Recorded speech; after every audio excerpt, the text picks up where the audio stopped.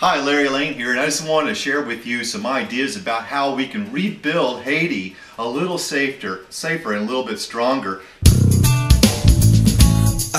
When the world ends, collect your things, you're coming with me. When the world ends, you tuckle up yourself with me.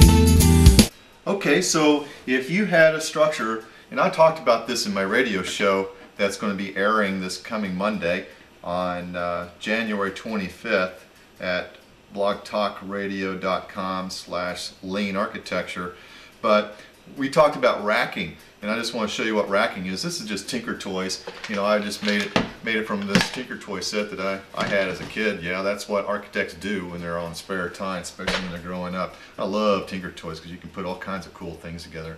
But then simply, the racking is, see it with the lateral loads when I'm pushing left or right.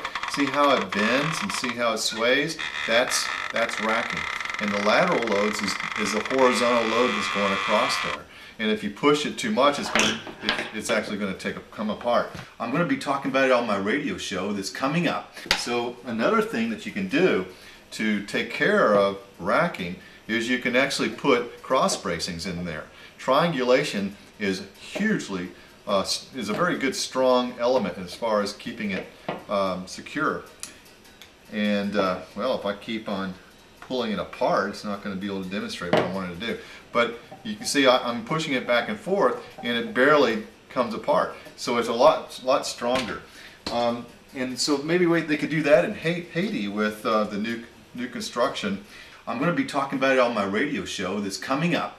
And they have these walls with the slabs, and the walls are usually concrete blocks. They may have some rebar in it, and then a slab. And the slabs sometimes have steel in it, but steel they can kind of crisscross, so they can make sure that they are braced. That would help. Sometimes these concrete walls or their blocks act as a shear wall, which is kind of like triangle bracing. I'm going to be talking about it on my radio show that's coming up. This concrete is real brittle, and it can just crack. So it's kind of like this piece of toast right here. You know, if I were actually to push this way and this way at the same time, it's going to crack and crumble and all kinds of stuff. It's going to be just very much like the concrete that we see that's crumbled all over the place in Haiti.